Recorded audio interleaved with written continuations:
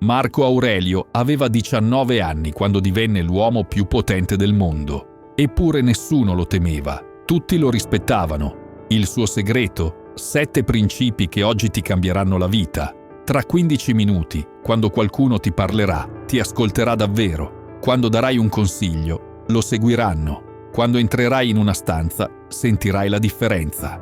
Ma perché questi principi antichi funzionano ancora oggi? Semplice, la natura umana non è cambiata. Quello che faceva rispettare Marco Aurelio 2000 anni fa funziona ancora oggi.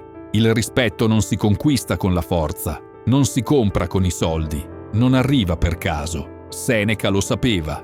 È più importante quello che fai di quello che ti capita. Il rispetto nasce dalle tue azioni quotidiane, dal carattere che mostri quando nessuno ti guarda. E oggi trasformeremo questa saggezza in risultati concreti, nella tua famiglia, nel tuo lavoro, nelle tue relazioni. La coerenza tra parole e azioni. Il primo principio è la coerenza. Marco Aurelio scriveva nei suoi diari: mantieni la stessa condotta in privato e in pubblico. Conosci quella collega che dice sempre «facciamo così», ma poi fa l'opposto? Oppure quel vicino che predica l'onestà, ma parcheggia sempre sulle strisce pedonali? Ecco perché nessuno li rispetta davvero. Da oggi, prima di promettere qualcosa, chiediti: posso davvero mantenerlo? Se dici ai tuoi figli «domani andiamo al parco», vai al parco. Se prometti al tuo partner di aiutare in casa, fallo senza scuse. Se al lavoro dici «entro venerdì è pronto», rispetta la scadenza. Sembra semplice? Prova per una settimana. Ti accorgerai che è più difficile di quanto pensi. Ecco un esercizio concreto che puoi iniziare oggi. Prendi un quaderno. Ogni sera, per una settimana, scrivi le promesse che hai fatto durante il giorno, quelle che hai mantenuto, quelle che hai disatteso. Dopo 7 giorni vedrai lo schema. La maggior parte delle persone promette troppo e mantiene poco. Marco Aurelio faceva questo esercizio ogni sera. Si chiamava esame di coscienza serale. Il risultato? Diventi più selettivo nelle promesse e più affidabile nel mantenerle. Il controllo delle emozioni. Il secondo principio: padroneggia le tue emozioni.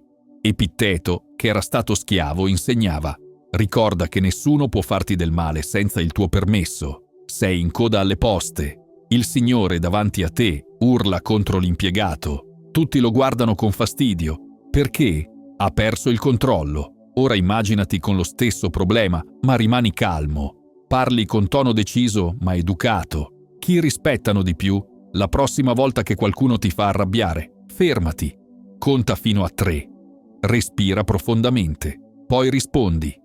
Ma attenzione, non si tratta di essere freddi. Si tratta di essere padroni delle tue reazioni. Tuo figlio adolescente ti risponde male. L'istinto? Urlare più forte di lui. Invece applica la pausa del filosofo. Tra un anno sarà importante? Probabilmente no. Il tuo urlo migliorerà le cose? Sicuramente no. Come reagirebbe Marco Aurelio? Con fermezza, ma senza perdere la calma. Risultato: tuo figlio ti rispetterà invece di temerti. L'ascolto attivo. Il terzo principio: ascolta più di quanto parli. Gli antichi saggi dicevano: abbiamo 2 orecchie e una bocca per ascoltare il doppio di quanto parliamo. Quella persona che monopolizza sempre la conversazione, che interrompe gli altri per raccontare la sua storia. Confrontala con chi ti ascolta davvero, chi fa domande intelligenti, chi ricorda quello che gli hai detto la settimana scorsa. Durante le conversazioni, concentrati su questi 3 passi. Guarda negli occhi chi parla, fai domande di approfondimento, riassumi quello che hai capito prima di rispondere. E quando qualcuno ti parla dei suoi problemi, non dare subito consigli. A volte la gente vuole solo essere capita. Gli stoici avevano una regola pratica. In ogni conversazione parla per il 30% del tempo e ascolta per il 70%. Durante una cena con amici, invece di raccontare subito la tua esperienza, fai domande. Come ti sei sentito quando è successo? Cosa hai imparato da quella situazione? Cosa faresti diversamente oggi? Seneca insegnava ai suoi studenti a riflettere le emozioni degli altri. Se qualcuno ti dice sono preoccupato per il lavoro, invece di rispondere non ti preoccupare, prova, capisco la tua preoccupazione, vuoi parlarmene? Questa semplice tecnica trasforma le persone da conoscenti a confidenti e i confidenti rispettano sempre chi li ascolta davvero. L'umiltà intelligente. Il quarto principio, l'umiltà intelligente. Marco Aurelio, l'uomo più potente del mondo, scriveva: «Ricordati che sei mortale, ma attenzione, non stiamo parlando di sottomissione. L'umiltà stoica è diversa. Conosci il classico "so tutto io", quello che in pizzeria deve spiegare al pizzaiolo come fare la margherita? Oppure il nuovo capo che arriva e subito stravolge tutto perché così si faceva nella mia vecchia azienda. Risultato: zero rispetto. Quando entri in un ambiente nuovo, osserva prima di parlare, fai domande intelligenti. Come funziona qui? Quali sono le sfide principali? Riconosci l'esperienza degli altri. L'umiltà intelligente dice: so qualcosa, ma c'è sempre da imparare. Epiteto, che era stato schiavo, aveva una regola d'oro. In ogni situazione c'è sempre qualcuno che ne sa più di te. Al supermercato, la cassiera probabilmente sa più di te su come gestire clienti difficili. Il benzinaio sa più di te su come funziona la sua pompa. Tua nonna sa più di te su come cucinare il suo piatto speciale. Ogni giorno, per una settimana, trova una persona da cui imparare qualcosa, anche la cosa più piccola. Lunedì, chiedi al portiere del palazzo come fa a ricordare tutti i nomi. Martedì, chiedi al farmacista quale medicina naturale consiglia per il mal di testa. Mercoledì, chiedi al tuo collega più giovane come usa quella app che non capisci. Risultato: diventi una persona che tutti vogliono aiutare, perché riconosci il loro valore. La giustizia nelle relazioni. Il quinto principio: sii giusto sempre. Per gli stoici, la giustizia era la virtù più importante. Più del coraggio, più della saggezza. Sei il capo di un team. 2 collaboratori sbagliano allo stesso modo. Uno è tuo amico, l'altro no. La maggior parte delle persone fa differenze. Tu no. Tratti tutti con la stessa equità. I tuoi figli litigano. Il più grande dice: «Ma io sono più grande». Il piccolo piange. La tentazione: dare ragione al grande, perché dovrebbe essere più maturo. Ma la giustizia stoica dice: ascolto entrambi, poi decido basandomi sui fatti. Prima di giudicare, raccogli tutti i fatti. Non fare favoritismi. Se sbagli, ammetti l'errore pubblicamente. La giustizia non è popolarità, è integrità. Seneca aveva un metodo per prendere decisioni giuste. Lo chiamava la bilancia della giustizia. Prima di ogni decisione importante si faceva queste domande. Se fossi la persona che subisce questa decisione, la considererei giusta. Se dovessi spiegare questa decisione a mio figlio, me ne vergognerei.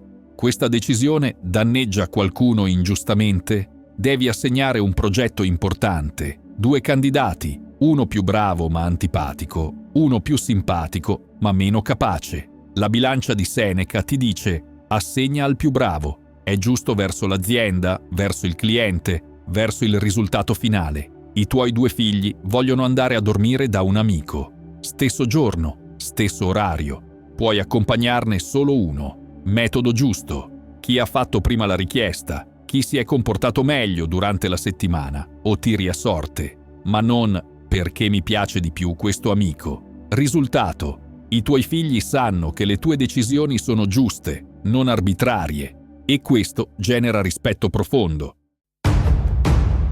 La forza della vulnerabilità. Il sesto principio: mostra la tua forza attraverso la vulnerabilità. Sembra un controsenso? Ascolta. Seneca, uno degli uomini più ricchi di Roma, scriveva apertamente delle sue paure, dei suoi errori. Il manager che non ammette mai di non sapere qualcosa, che inventa risposte pur di sembrare perfetto. Confrontalo con chi dice: non lo so, ma lo scopro e ti rispondo. Chi ispira più fiducia? Quando non sai qualcosa, ammettilo. Quando sbagli, scusati sinceramente. Quando hai bisogno di aiuto, chiedilo. Ma ricorda, vulnerabilità non è debolezza. È coraggio di essere autentici. Gli stoici avevano capito una verità paradossale. Mostrare le proprie debolezze ti rende più forte, perché le persone si fidano di chi è autentico. Marco Aurelio condivideva pubblicamente i suoi errori e cosa aveva imparato. Puoi fare lo stesso con i colleghi. Ho sbagliato l'approccio con quel cliente. Ho imparato che devo ascoltare di più prima di proporre. Con la famiglia.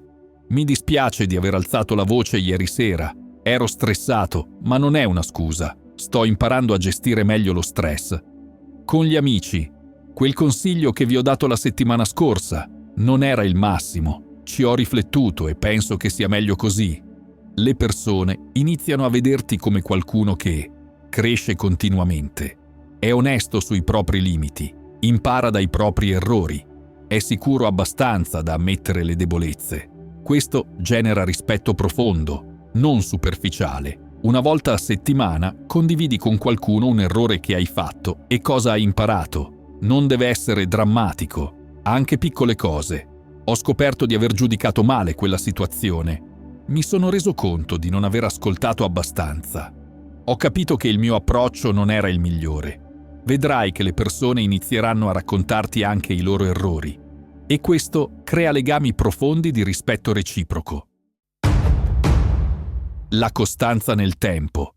Il settimo e ultimo principio, la costanza.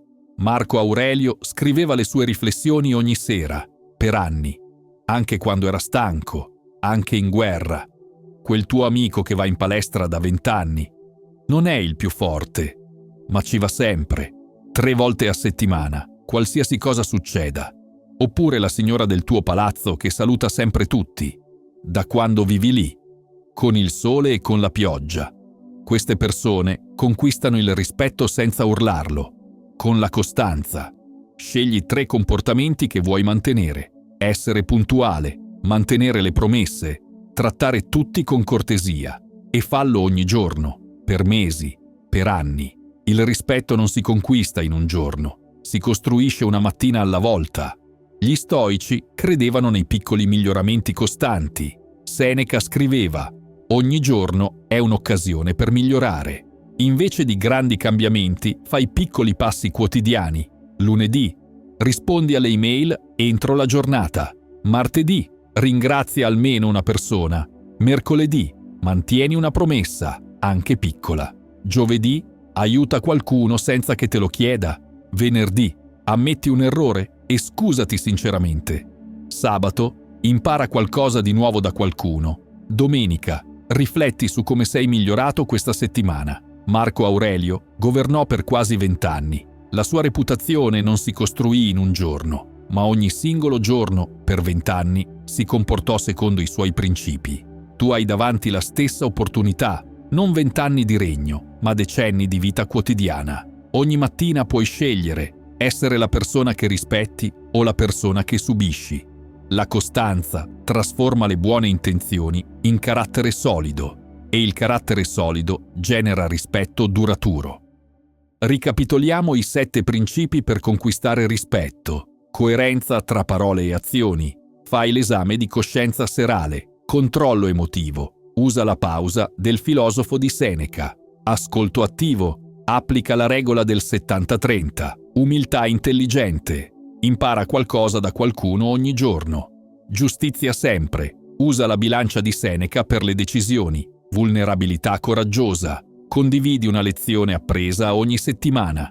Costanza nel tempo. Migliora dell'1% ogni giorno. Scegli uno di questi principi, solo uno, e applicalo per i prossimi 30 giorni, non 7 giorni, 30, perché il rispetto si costruisce con la ripetizione nel tempo, e 30 giorni sono il minimo per creare un'abitudine che le persone inizino a notare.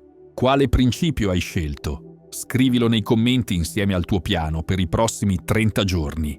Io leggerò ogni commento e risponderò personalmente. Tra un mese torna qui e raccontami com'è andata. E se questo video ti è stato utile, c'è un regalo che voglio farti. Ho creato una community privata su Telegram dove condivido strategie stoiche avanzate. Trovi il link nella descrizione di questo video. Nel gruppo Telegram puoi scaricare gratis il manuale dello stoicismo moderno. ma soprattutto metti in pratica quello che hai imparato. E se questo video ti ha dato anche solo una idea pratica che userai, iscriviti al canale. 4 volte a settimana pubblico contenuti così, ma ancora più approfonditi. Grazie per essere arrivato fino alla fine. Questo già dice molto del tuo carattere. Continua a crescere.